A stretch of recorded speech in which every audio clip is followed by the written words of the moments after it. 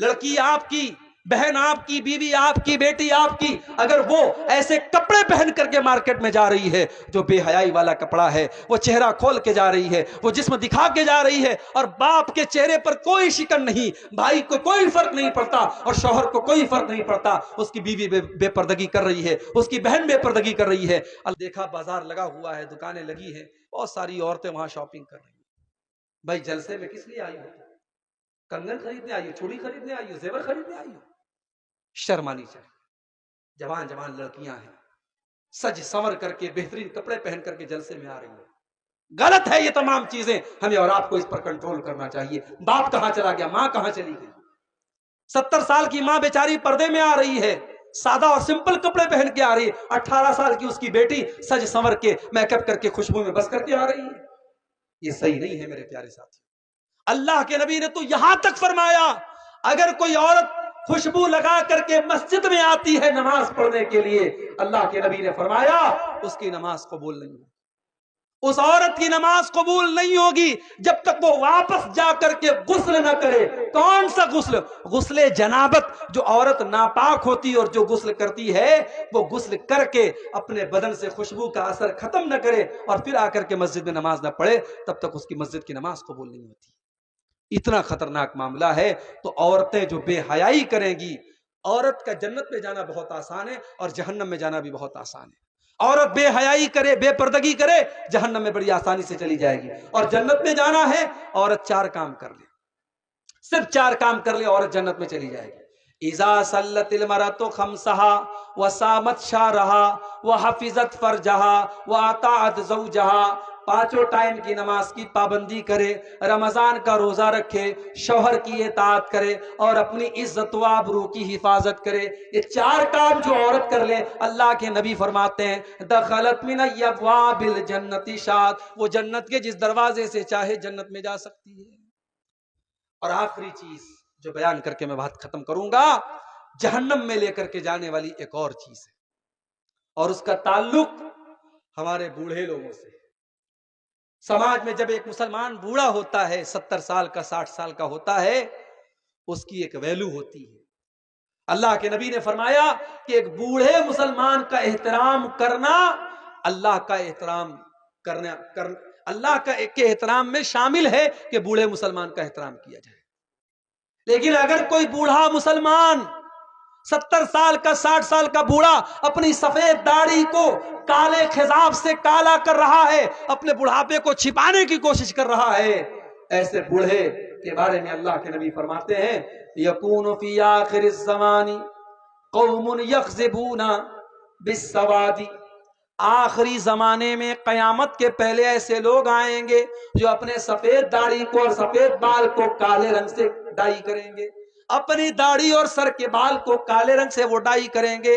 کحواصل الحمام، کبوتر کے سینے کی طرح. جیسے کبوتر کا جو سینہ ہوتا ہے وہ سینے کے پاس کا حصہ کالا اور باقی سفید ہوتا، وائٹ ہوتا. اس بوڑھے انسان کے بارے میں اللہ کے نبی فرما رہے ہیں جو اپنے سفید بالوں کو کالے رنگ سے ڈائی کرتا ہے، لا یریحون رائحۃ الجنہ، وہ جنت کی خوشبو بھی نہیں پا سکتے. میرے نوجوان ساتھیوں اور میرے بزرگوں، اگر چہرے اور سر کے بال اگر جو ہے وہ سفید ہو بھی رہے ہیں، آپ مہندی لگا سکتے ہیں، آپ مہندی کے جیسا کلر لگا سکتے ہیں، لیکن بلیک کلر لگانا، کالا کلر لگانا یہ جائز نہیں ہے. اللہ کے نبی نے حرام قرار دیا ہے اور اس کو جنت میں نہ جانے کی نشانی قرار دیا ہے. یہ اللہ کے نبی فرماتے ہیں 3 لوگ ایسے ہیں قیامت کے دن اللہ تعالیٰ ان کی طرف دیکھے گا بھی نہیں، ان سے بات چیت بھی نہیں کرے گا، ان کو گناہوں سے پاک بھی نہیں کرے گا. ان 3 لوگوں میں اللہ کے نبی سب سے پہلے کہتے ہیں العاق لوالدیہ، اپنے ماں باپ سے رشتہ کاٹنے والا. میرے بھائی، کسی بھی رشتہ دار سے رشتہ کاٹنا حرام ہے، مگر ماں باپ سے رشتہ کاٹنے والا بہت بڑا گنہگار ہے. ماں غلط ہو تب بھی رشتہ مت توڑو، باپ غلط ہو تب بھی رشتہ مت توڑو. میں یہ نہیں کہتا باپ غلط نہیں ہو سکتا، باپ غلط ہو سکتا ہے، ماں غلط ہو سکتی ہے، مگر آپ اپنا فرض نبھائیے. ماں کا درجہ ماں کو دیتے رہیے، باپ کا درجہ باپ کو دیتے رہیے، ان سے کبھی رشتہ مت توڑیے. میرے بھائیوں، جو احسان ماں نے کیا ہے آپ چکا نہیں سکتے، جو احسان باپ نے کیا ہے آپ چکا نہیں سکتے. ماں نے 9 مہینے پیٹ میں رکھا ہے، خون جگر آپ کو پلایا ہے، اپنی زندگی قربان کی ہے آپ کے لیے. باپ نے خون پسینہ ایک کر کے آپ کو چلنا چلنا سکھایا ہے. ماں باپ کے ساتھ کبھی رشتہ نہ توڑو. اللہ کے نبی کہتے ہیں ایسے انسان کی طرف اللہ تعالیٰ قیامت کے دن دیکھے گا بھی نہیں.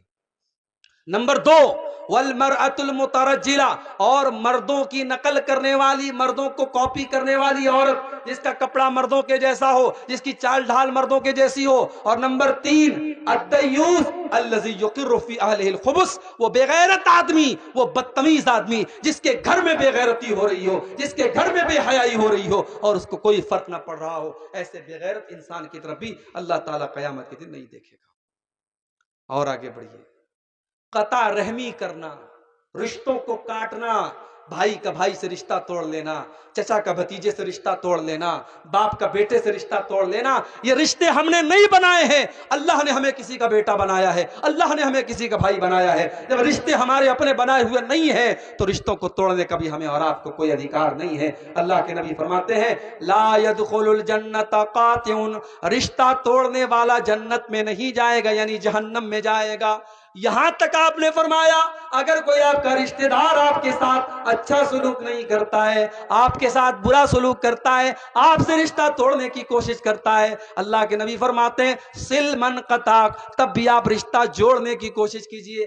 آپ اپنی طرف سے رشتہ مت توڑیے، رشتہ مت کاٹیے. ہمارے یہاں تو کہیں کہیں ایسا بھی ہوتا ہے، بھائی کی بھائی سے دشمنی ہے، 36 کا آنکڑا ہے، بھائی مرنے لگا تو اپنی اولاد کو وصیت کر کے جاتا ہے دیکھ میرے مرنے کے بعد اپنے چچا سے کوئی تعلق مت رکھنا، خبردار میرے جنازے میں تیرے چچا اور چچا کے لڑکے نہیں آنے چاہیے. یعنی زندگی بھر دشمنی، اور مرنے کے ٹائم بھی وصیت کر کے جاتا ہے کہ دشمنی نبھاتے رہنا. اور بیٹا بھی اپنے باپ کی وصیت کو پورا کرتا ہے، چچا کے گھر میں جاتا نہیں ہے، چچا سے رشتہ نہیں رکھتا ہے، کہتا ہے میں اپنے باپ کی زبان نہیں کاٹوں گا.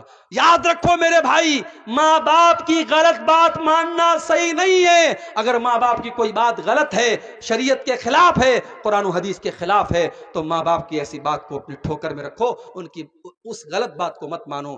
میرے بھائیوں، رشتہ آج توڑنے والے بہت زیادہ ہیں، رشتہ جوڑنے والے بہت کم ہیں.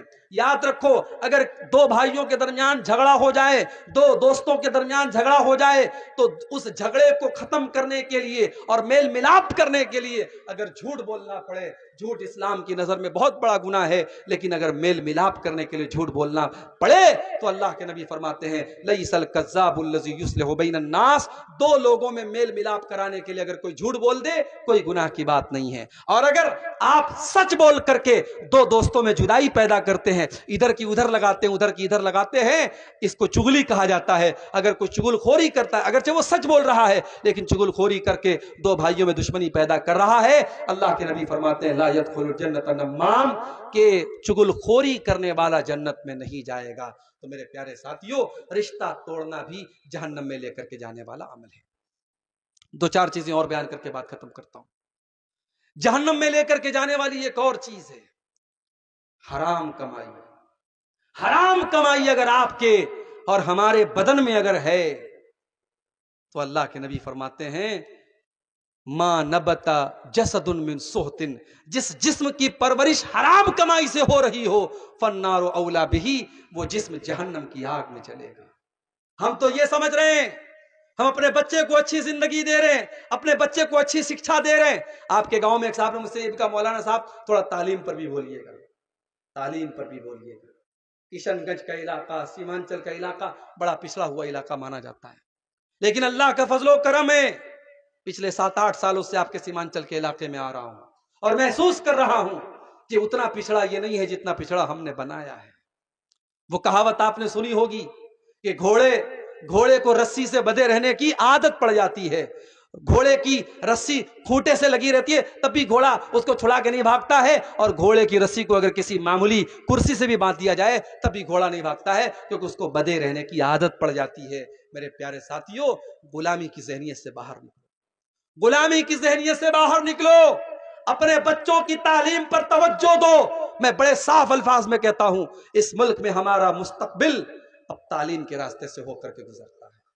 آپ اگر اپنے بچوں کو اچھی تعلیم نہیں دیں گے، اپنی بچیوں کو اچھی تعلیم نہیں دیں گے، اس ملک میں آپ کا مستقبل کوئی بہتر نہیں کر سکتا. کوئی نیتا آپ کے آگے نہیں آئے گا، کوئی پولیٹیشین آپ کے آگے نہیں آئے گا. آپ کو خود قربانی دینی پڑے گی اپنے بچوں کی تعلیم کے لیے. اور یہ جذبہ ہمارے غیر مسلم بھائیوں کے اندر ہم سے زیادہ ہے.